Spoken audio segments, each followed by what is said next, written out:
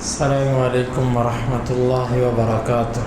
سورۃ آل عمران آیت نمبر 179۔ اعوذ باللہ السمیع العلیم من الشیطان الرجیم من حمزہ ونفخہ ونفثہ۔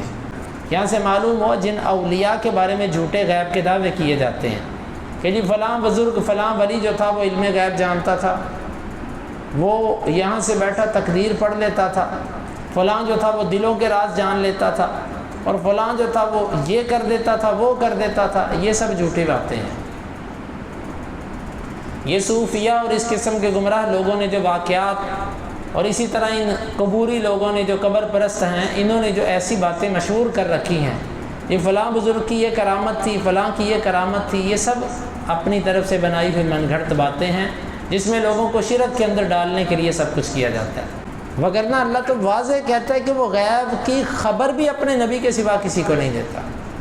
تو آج کے ان کو کیسے پتہ چل گیا غیب کا؟ یہ آیت مبارکہ صریح دلیل ہے ان جھوٹے نام نہاد بزرگوں کے علم غیب کے دعوے کے اوپر، صریح تردید ہے اس کی۔ اور دوسری بات، غیب سے مراد بھی یہاں پر وحی ہے، کیونکہ اگر وحی نہ ہو، کوئی اور چیز آپ مراد لیں گے تو یہ خود قرآن ہی کے مخالف ہو جائے گا۔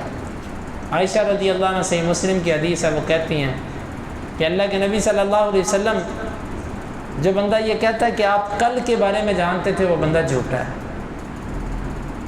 صحیح مسلم کی حدیث ہے۔ کتنے ایسے واقعات ہیں۔ ہاں کبھی کبھار اللہ کی طرف سے آپ کو کسی موقع پر ایسا الہام آپ کے اوپر کیا جاتا کہ آپ کی ایسی کیفیت بنتی، جو آپ سے سوال کرتا آپ اس کو جواب دیتے۔ جیسے مشرکین مکہ نے آپ سے سوال شروع کیا کہ اگر تم واقعی معراج پر گئے تھے تو بتاؤ، بیت المقدس کی ہمیں نشانیاں بتاؤ۔ یہ تاریخی روایت ہے، سیرت کی کتابوں میں آتی ہے۔ اللہ تعالیٰ نے بیت المقدس آپ کے سامنے کر دیا، آپ دیکھ دیکھ کے سارا کچھ بتاتے رہے۔ یا اسی طرح آپ نے ایک موقع پر کہا تھا کہ میرے سے جو سوال کرنا ہے کرو۔ آپ سے سوال کیا گیا کہ نے پوچھا میرا باپ کون ہے، آپ نے فرمایا تیرا باپ فلاں۔ یہ کیفیت اس مجلس کی تھی۔ یا ایک مجلس کے اندر آپ آئے، آپ نے قیامت تک اہم امور سارے بتا دیے۔ ایک حدیث کے اندر آتا ہے کائنات کی ابتدا سے انتہا آپ نے صحابہ کرام کو اجمالی طور پر سب کچھ بیان کر دیا۔ یہ جتنی احادیث ہیں، اس کا مطلب ہے کہ اللہ تعالیٰ نے آپ کو وحی کی، اس موقع پر آپ صلی اللہ علیہ وسلم کی شرح صدر کی، آپ کا سینہ روشن کیا، آپ کو اللہ کے حکم سے یہ باتیں بتائی گئیں، آپ نے امت کو بتا دی۔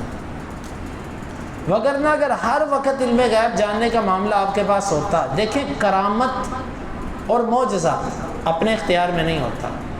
جب چاہے معجزہ سرزد ہو جائے، یہ نہیں ہو سکتا۔ اللہ جب چاہے تبھی ہوتا ہے۔ تو آپ صلی اللہ علیہ وسلم کو جب اللہ چاہتا آپ کے سینے روشن کر کے اللہ تعالیٰ آپ کو مطلع کر دیتا چیز پر، اور جب اللہ نہ چاہتا آپ کو پتہ نہیں چلتا۔ یعنی جتنی بات اللہ کے نبی صلی اللہ علیہ وسلم کو اللہ کی طرف سے بتائی جاتی، آپ کو پتہ چل جاتی۔ اور جب بتا دی جائے، وہ بات تو غیب کی ہے، لیکن یہ کہنا کہ اللہ کے نبی علم غیب جانتے ہیں، یہ قرآن کا انکار ہے، یہ صریح احادیث کا انکار ہے۔ اللہ کے نبی صلی اللہ علیہ وسلم علم غیب نہیں جانتے تھے۔ قرآن کہتا ہے، اللہ کے نبی صلی اللہ علیہ وسلم کی احادیث کہتی ہیں، اور اسی طرح نبی کریم صلی اللہ علیہ وسلم کی زندگی کے بے شمار واقعات، جس پہ اگر یہ کہا جائے کہ آپ علم غیب جانتے تھے تو بڑا عجیب قسم کا تصور بن جائے گا۔ آپ سے لوگ قرآن لینے کے لیے آئے کہ ہمیں 70 قاری دیجئے، آپ نے دے دیے، ان کو جا کے شہید کر دیا انہوں نے۔ آپ صلی اللہ علیہ وسلم کی بیوی پر تہمت لگی، آپ لوگوں سے مشورے کرتے رہے، کبھی علی سے، کبھی اسامہ سے، کبھی بریرہ سے، کبھی علی سے، کبھی زید، مختلف لوگوں سے آپ مشورے کرتے رہے کہ بتاؤ آپ کی کیا رائے ہے، آپ کی کیا رائے ہے۔ اگر آپ کے پاس علم غیب تھا تو آپ صلی اللہ علیہ وسلم ایسا کرتے۔ آپ کے پاس اگر علم غیب ہوتا تو آپ بدر کے قیدیوں سے فدیہ لیتے کہ اللہ تعالیٰ کی طرف سے، جس طرح حدیث میں آتا ہے کہ عذاب اس درخت کے بھی قریب آ گیا تھا۔ اور اسی طرح کئی چیزیں آپ صلی اللہ علیہ وسلم نے جب شہد کا اپنے اوپر حرام کیا، اللہ نے فرمایا لما تحرم ما احل اللہ لک۔ کیا آپ کے پاس علم غیب تھا تو آپ نے یہ جان بوجھ کر ایسا کیا؟ آپ صلی اللہ علیہ وسلم نے منافقین کو غزوہ احزاب کے اندر جانے کی اجازت دی، یا بعض غزووں میں پیچھے رہنے کی اجازت دی. اللہ نے فرمایا عفا اللہ عنک لما اذنت لهم, اللہ آپ سے درگزر کرے, آپ نے ان کو اجازت کیوں دی؟ اگر اللہ کے نبی صلی اللہ علیہ وسلم کو علم تھا تو آپ صلی اللہ علیہ وسلم نے اللہ تعالیٰ کی پسند کے خلاف جان بوجھ کر کیا؟ ایسا نہیں ہے. قرآن مجید کے اندر احادیث کے اندر منافقین آپ کے پاس آئے, حدیث قرآن کے اندر آتا 5ویں پارے میں, انہوں نے آ کر ایک یہودی پر الزام لگا دیا چوری کر کے.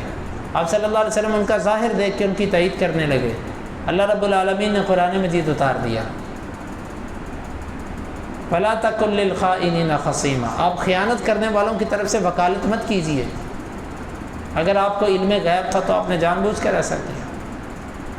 کتنے ایسے مواقع آتے آپ وحی کے آنے کا انتظار کرتے, اللہ کی طرف سے جواب کا انتظار کرتے. اگر علم غیب تھا تو ایسا جان بوجھ کر کرتے تھے.